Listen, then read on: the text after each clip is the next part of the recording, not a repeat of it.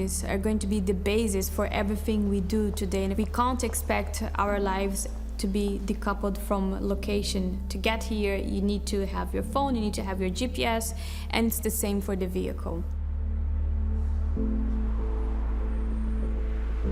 The automotive industry is witnessing a massive transformation. It all goes back to the 90s when the first vehicles were being shipped with connected SIMs. And this was the birth of the connected car as we know today. Today, the industry in terms of connected cars is still very much focused on getting some infotainment data into the vehicle and operating out of it. In the future, what we see is a full interconnection of the vehicle with the infrastructure, which will allow us to make the cars much more self-aware where they are, where they're actually going, and automatize all this process so that the customer behind the wheels does not need to take care of it anymore.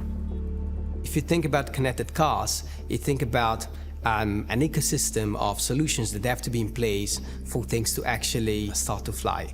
So first of all, you need cars that have on board the technology to actually connect.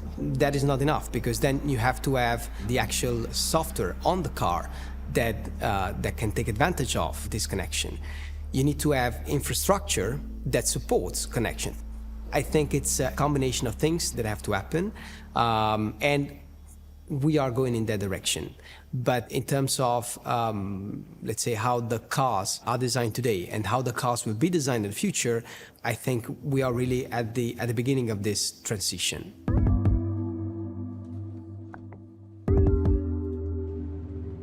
Continuous development is key. No? Before we deployed something, we were not able to update. Nowadays, you can actually always iterate, always improve, and this makes the development much more customer-oriented as it was before. And this is what I think makes the carriers right now.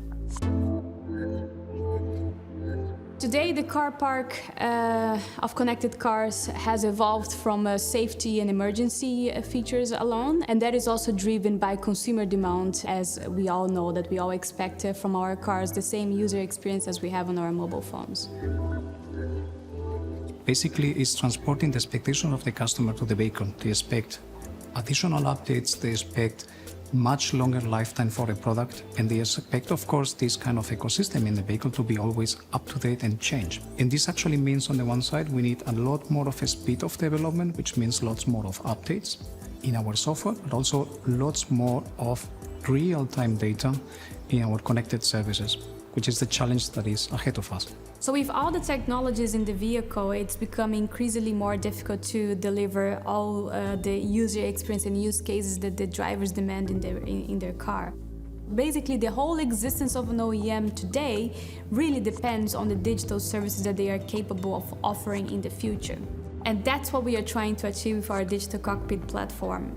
We really want to give OEMs the freedom to do whatever they want to do, so that they can also steer their future and their success. And the partnership, I always think on this partnership as a win-win for both parties, in the sense that the best our mapping solution becomes, the best is actually for both parties. We get on the one side TomTom, who can actually find a much bigger fleet to place their product and the newest innovation.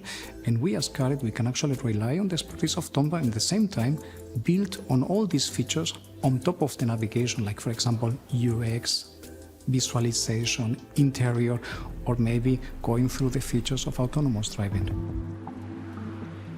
The freedom to move is something so inherently part of us as social beings, and when we can actually make this safer and better, it has a concrete and tangible impact. A lot is changing around mapping technologies. Static maps will continue to be relevant, but what will be more and more relevant will be actually data gathered from the crowd or data gathered from cars that are actually going through a certain route. So I think that the future of mapping looks more like that, looks more like being able to, let's say, turn each one of us into a piece of the puzzle, and each one of us collects a piece of the information, going to work, going to the movies in the evening, and then bringing this information together to have always up-to-date and reliable data. If we are able to get the real-time data and build out of this automatically a map, this will allow our services to be much quicker as today, where we have very long process of time until you get the real data to be used for mapping. And I think the expectations of the customer is that you are in a completely connected world, which means the customer does not differentiate anymore whether it's traffic or its ability of a charging stations. They expect this data to be considered and be taken into his route.